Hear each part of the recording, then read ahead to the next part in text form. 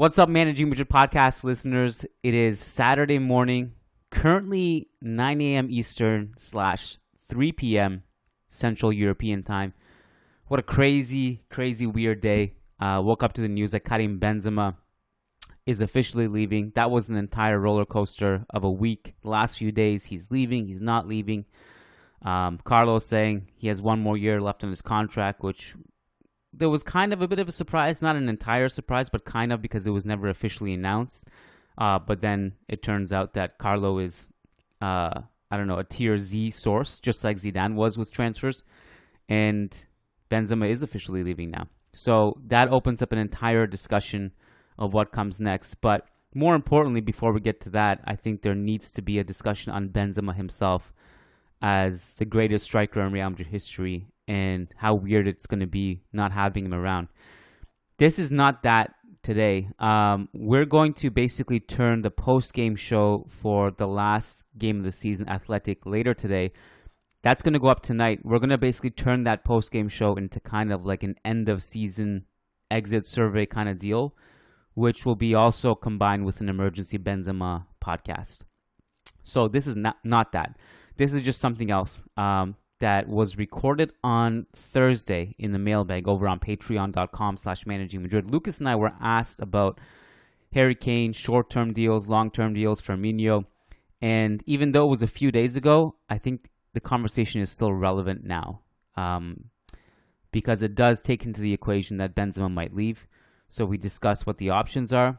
And there's also a bonus segment at the end, which is about the myth that English players can't succeed in La Liga, and I go through and debunk that. So that's the clip today. It's going to be really busy. There's going to be news breaking that we don't even know about yet.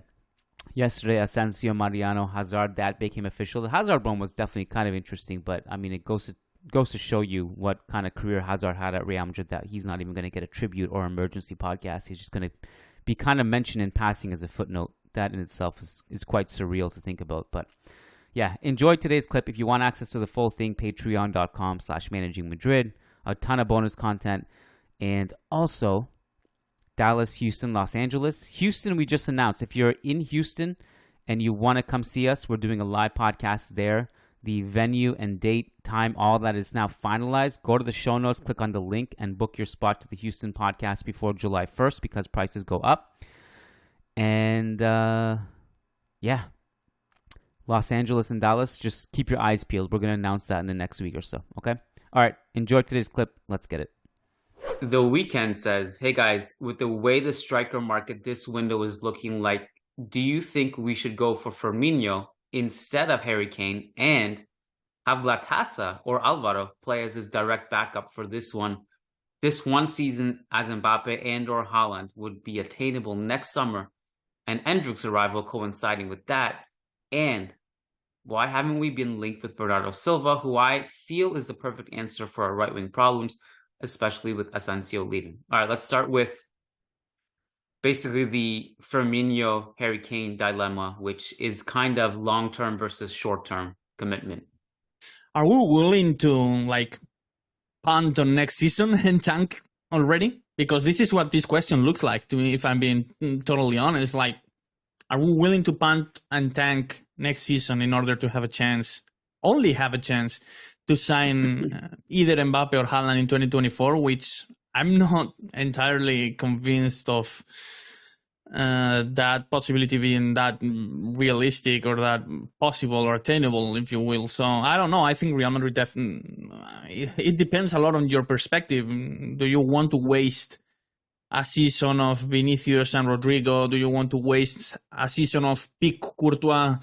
Do you want to waste the last, quite possibly the last elite season from Kroos by having a Firmino and Latasa / Alvaro offensive line, which by any means it would be extremely mediocre and would pretty much prevent you from winning anything next season apart from maybe the Copa del Rey?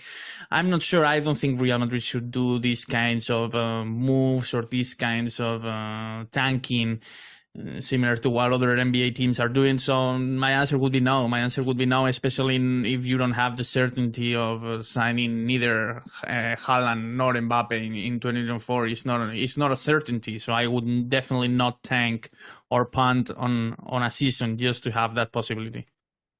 So I haven't heard Latasa's name in a long time, but it's a hard pass for me. Like if it's obviously between him and Alvaro, it's a no-brainer. It's Alvaro. Latasa's just not up for this task, even as a backup. But I do those daily Instagram like questions and answers. A lot of questions were like, should we tank next year? And I was like, what does tanking really mean in this context? Because I grew up like watching the NBA, and NBA tanking means you are rewarded for tanking by getting a draft pick.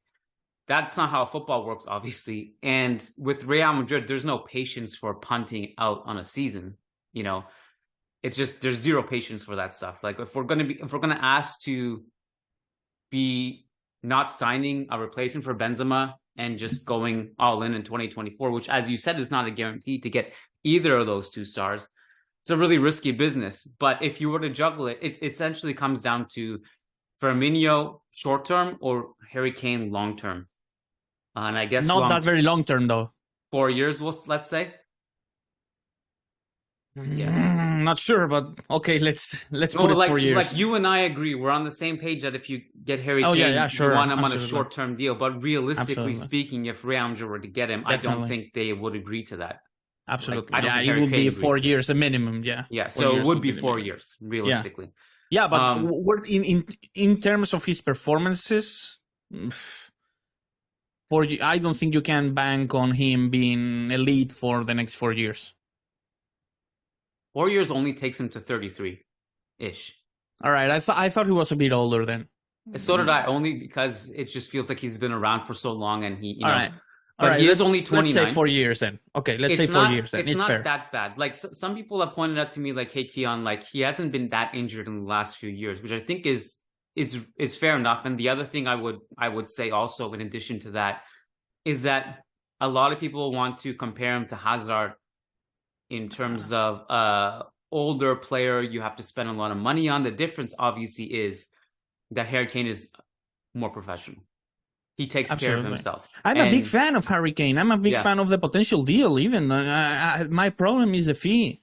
My problem is the fee for years that you would be able to enjoy him, because to be honest, when you sign these $100 million transfers and you are at least expecting that that's not going to be your only contract, your one and only contract with the player. You expect to keep him maybe for at least 2 or 3 more contracts. It happened with Ronaldo, obviously. It happened with Bale. It's going to happen with Tchouaméni if he is able to perform at a high level. So it's quite clear that Kane would only have maybe 1 contract and then a single year extension on his tank. So my only problem would be the transfer fee. I'm a big fan of Harry Kane, the player. I'm a huge fan. I really like him. I think people would be impressed and surprised by what he can offer, really. He would be a very good replacement for Benzema on a tactical standpoint. So I'm a big fan. My problem is that I don't see him leaving Tottenham for less than 100, and I don't think he's worth that at this stage of his career. Definitely not worth 100. Like the numbers of like 80 million. Look, it seems really high, but I will just say this. If you lose Benzema and you have no one next year apart from Alvaro and possibly Firmino, I think 80 million is worth it. Oh, you're desperate. It's a point of desperation, right? And look, let's be really honest. Harry Kane is still in his peak. Yeah. If Harry Kane comes in and gives you 30 goals a year, which he can do, which he absolutely can do, maybe even more, because he's never been really around this much talent, and the playmaking also. He's a huge player. Yeah, he may actually score more goals than he did at Tottenham. That's worth 80 million to me. That is. It is. No, it is, man. Come on. Like in this market especially, but this is a question that many people have, like, does that mean you can't get Erling Haaland in 2024? probably.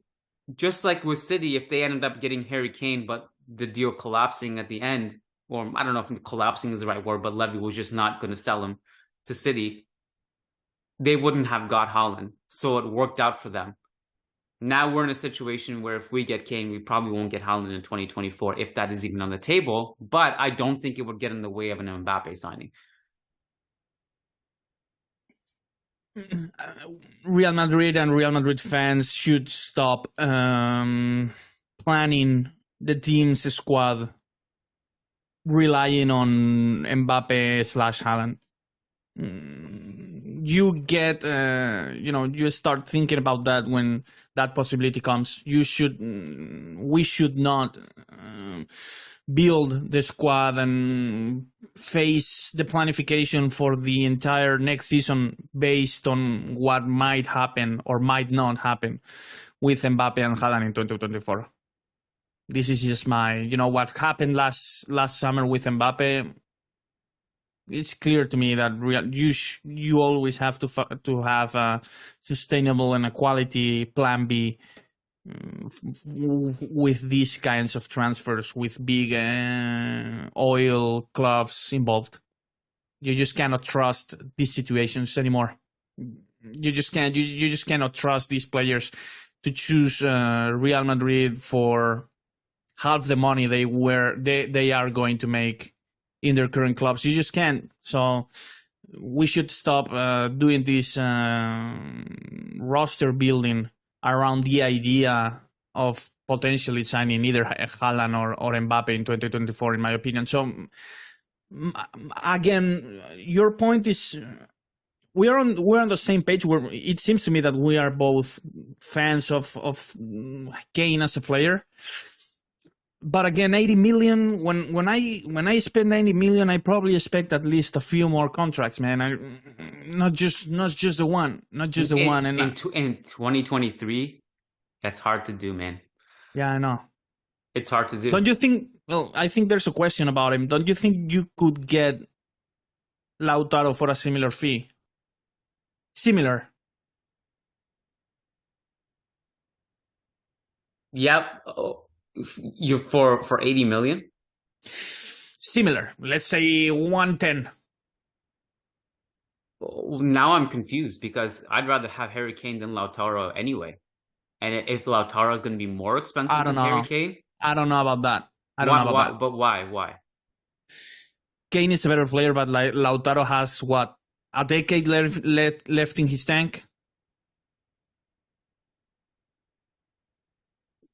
Probably also a smaller deal in terms of his salary. Kane is the better player. I realize it, but I think Lautaro is still. How old is Lautaro? 25. 25, yeah. I don't know. Those extra 4 years might make the difference for me, if I'm being honest. When I'm, in order for me to be that comfortable of spending that much on an attacker, the possibility of having this player for a decade instead of for the next 4 years, to me, it makes a big difference. Plus, we don't know. We can say the same about Kane because it's true that he hasn't had the help that he would have in Real Madrid. But definitely, we can say the same about Lautaro. I feel like we don't know. I think Lautaro could be a lot better than he's been in Inter. Considering how defensive minded is the Serie A. I'm not saying Lautaro is the best striker in the world, but to me, the gap between them both isn't that big for me to pass on those extra 4 years. I mean, I don't know. I guess it depends what your squad looks like. I kind of see Lautaro as someone who can't be your main goal scorer. Mm-hmm.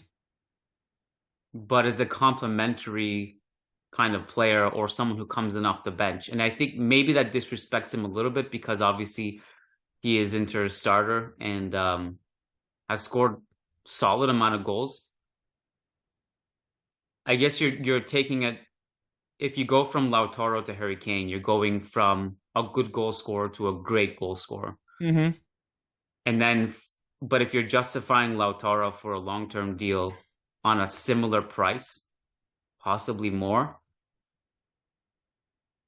I just don't know if he's the guy. I don't know. You can also talk yourself into not signing Lautaro because Rodrygo is a similar profile in the center.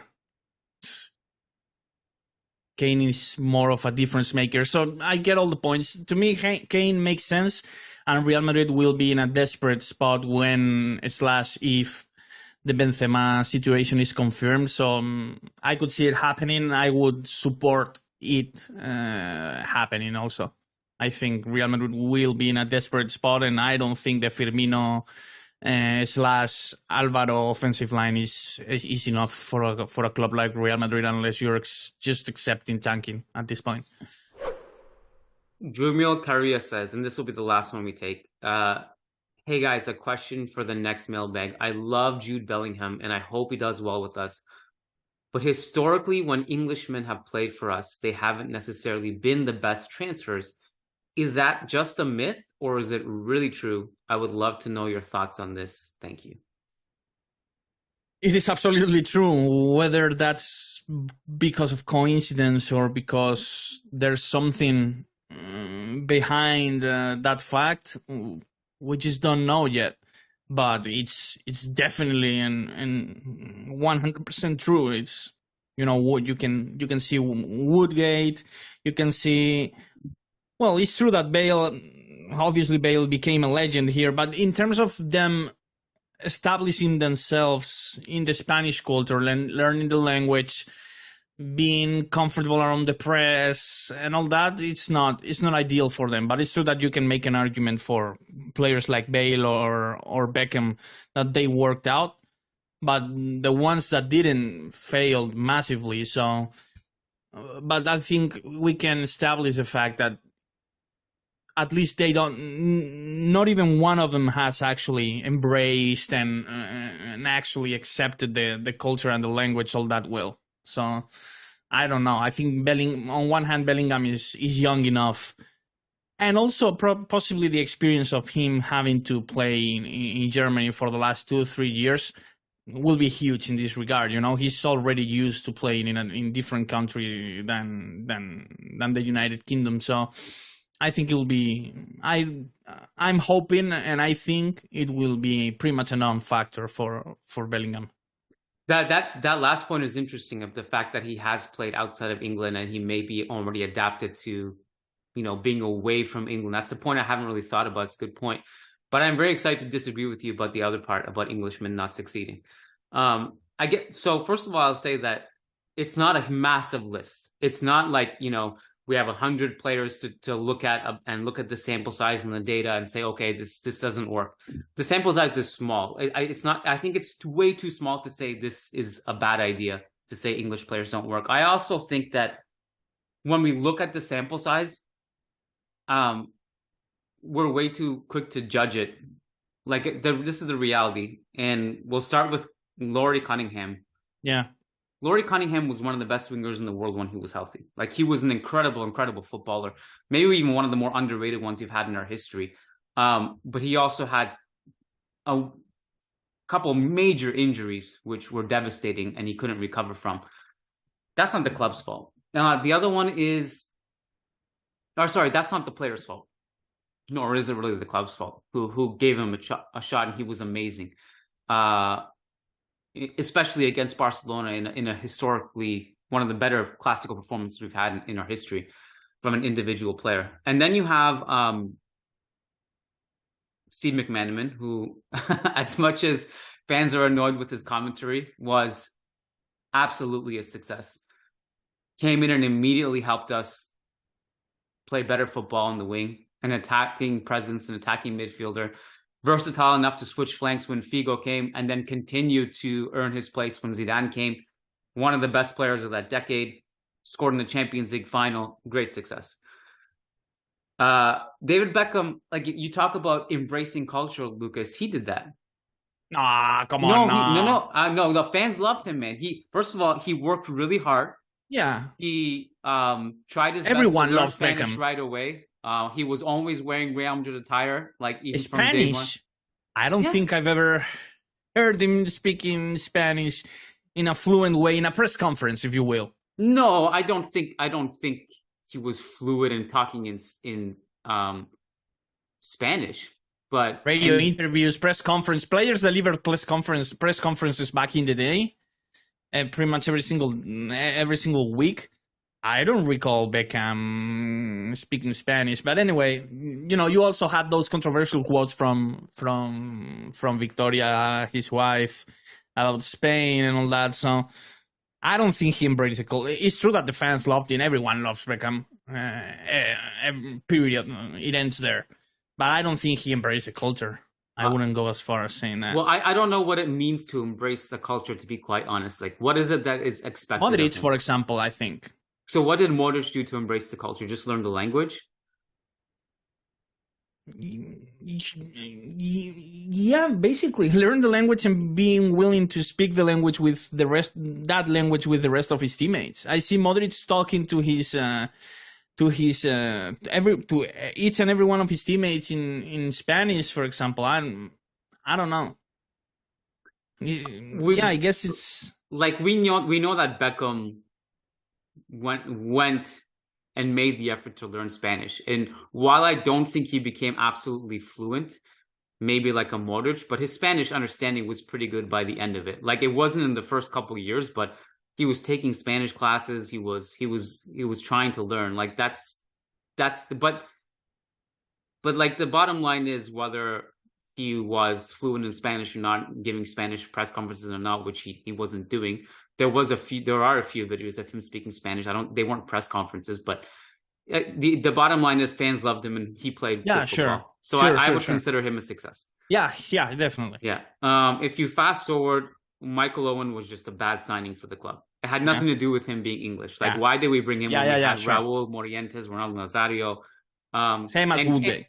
Yeah, and granted, he actually had a good goal scoring ratio when he played. Yeah, which didn't make sense as a good signing. Yeah. Woodgate was just a disaster because he was injury brittle and not because he was English.